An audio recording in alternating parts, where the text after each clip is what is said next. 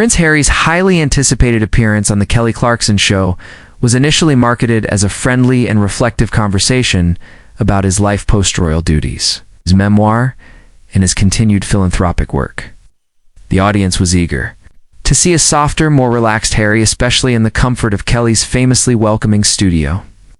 As he walked on stage to loud applause, Harry smiled, waved, and embraced Kelly, who was beaming with excitement. The segment started off well talk of his children, his love of nature, and his newfound appreciation for therapy opened the conversation on a light, heartfelt note. But the interview took an unexpected turn when Kelly, known for her direct yet kind-hearted style, began asking deeper questions about Harry's continued critiques of the monarchy, the ongoing rift with his family, and the public's growing fatigue with royal drama. What followed was a tense, uncomfortable back and forth that escalated quickly, leading to a dramatic on-air moment where Prince Harry was asked to leave the show, a shocking development that left Kelly visibly shaken and the live audience stunned into silence. It all began to unravel when Kelly posed a seemingly innocuous question. Do you ever worry that continuing to talk about the royal family might prevent healing? Harry's face tightened slightly. Healing doesn't begin with silence, he said. It begins with acknowledgement. I've waited for years to be heard, not managed. Kelly responded gently. But some people feel that the more you speak, the harder it is for the other side to respond, especially when they don't have the platform or freedom to speak openly. Harry didn't hide his irritation. You think the palace doesn't have a platform? They've had an army of press for generations. I had to leave the system to find my voice. The audience applauded nervously, unsure whether to take sides. Kelly tried to ease the mood with a laugh and said, I guess it's all pretty messy for everyone involved. Harry didn't smile. It's only messy because truth is inconvenient, he said, his voice firmer now. The tension between guest and host was palpable. Kelly then pivoted to ask about public perception. There are people who've supported you and Meghan from day one. But there are also people who say, enough already. Move on. What do you say to them? Harry's jaw clenched. I say if your truth made others uncomfortable, then maybe they were too comfortable in a lie. The audience gasped lightly. And Kelly, now visibly concerned about the shift in energy, tried again to soften the discussion. I totally get what it's like being in the public eye, being judged constantly, she said. But sometimes it feels like the world wants peace, not more conflict. Harry leaned forward, his voice steady but colder. Peace without accountability is just silence in a tuxedo. I didn't leave one form of control to walk into another. Kelly raised an eyebrow, caught off guard. Are you saying the show is trying to control you? She asked. Harry paused. I'm saying there's a way interviews go when people want truths and a way they go when they want a headline. At that point, producers backstage started signaling. Kelly, still composed, said, Harry, I'm not looking for a headline. I genuinely want to understand. Harry replied then. Stop framing questions like, I'm part of a scandal. I'm a person, not a PR crisis. The audience became visibly uncomfortable. Few people murmured, unsure whether this was a scripted moment or a genuine argument unfolding live. Kelly, taken aback by Harry's tone, said, with all due respect, Prince Harry, I ask the same of every guest. This isn't an attack. It's a conversation. Harry didn't budge. A conversation implies listening without an agenda. Done enough interviews to know when the tone shifts. At that moment, someone from Harry's team walked near, the edge of the set. The tension had clearly crossed a line. Kelly's production manager quietly stepped forward and whispered something to the floor director. Cameras kept rolling, but the energy on stage was beyond recovery.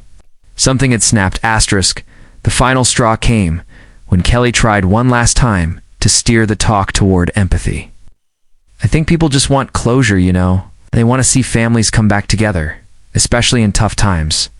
Harry nodded slowly and said, closure requires ownership. Until that happens, pretending everything's fine is just another lie we tell ourselves to avoid discomfort. Kelly replied, but don't you think repeating the hurt over and over keeps it alive?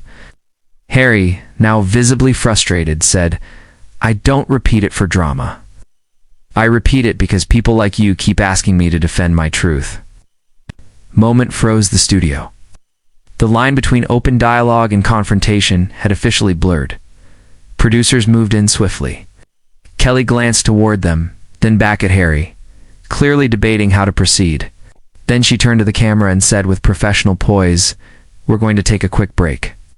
When we come back, we'll continue our show with something a little lighter." As the screen faded, Harry stood up without a word, removed his microphone, and walked off the set. What followed was complete chaos online. The clip of Harry's final words and his dramatic exit went viral within minutes. Hashtags like hashtag Prince Harry storms off, hashtag Kelly vs Harry, and hashtag Royal Rift on TV trended globally. Twitter and TikTok users split into two camps: those who believed Harry was ambushed by subtle baiting and those who felt he overreacted to fair, respectful questions. News outlets covered the drama wall to wall. Prince Harry storms off American TV set, screamed the British tabloids.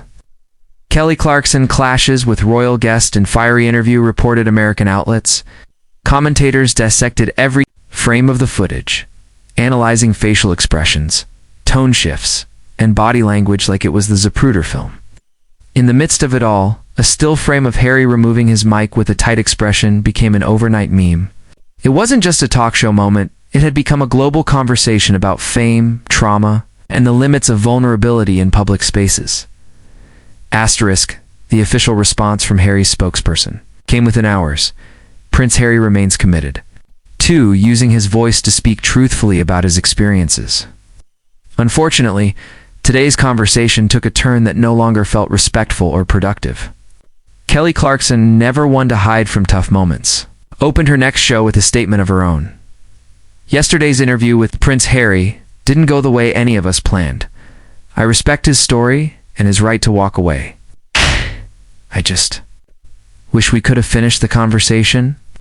Her words were met with applause, but the division among fans remained fierce. Some felt Kelly's questions were entirely fair, measured, sincere, and in keeping with her usual interview style.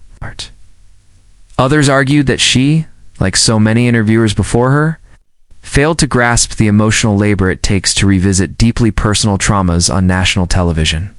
The debate raged across morning shows, YouTube panels, and even podcasts hosted by mental health advocates, in the following days. Prince Harry was spotted at a charity event in New York, looking calm and unbothered. When a reporter asked about the interview, he simply said, "Not every stage is meant for truth." That quote, cryptic yet cutting, reignited the online storm. Meghan Markle remained silent, though her close friends liked several posts defending Harry's walkout. Meanwhile, the Kelly Clarkson Show aired a re-edited version of the interview, cutting out most of the conflict and focusing only on the early pleasantries. But the internet never forgets. Fan pages and critics alike continued to circulate the uncut footage, keeping the fire alive. Late-night hosts joked about it. Comedians referenced it in sketches. And yet beneath the laughter, there remained a haunting reminder that no matter how famous or eloquent you are, telling your truth on someone else's stage always carries risk. And for Harry, this time, the risk exploded live in front of millions. What many began to discuss more seriously after the incident was the emotional toll of constant explanation. Prince Harry has spent years defending choices that, to him, were about survival. But to a global audience raised on fairy tales, he disrupted a narrative they weren't ready to let go of. Haley's interview, intended or not, mirrored that conflict. A desire for closure clashing with a man still processing pain. Psychologists on morning shows discussed the trauma loop and how media often demands survivors to repackage their suffering as entertainment. Meanwhile, royal watchers saw the moment as yet another example of Harry distancing himself further from the monarchy, alienating not only Britain, but now parts of America too. Others praised him for maintaining his boundaries and refusing to play polite when clearly distressed. Either way, the interview had transcended its purpose. It was no longer about promotion, but about identity, perception, and the tension between truth and image.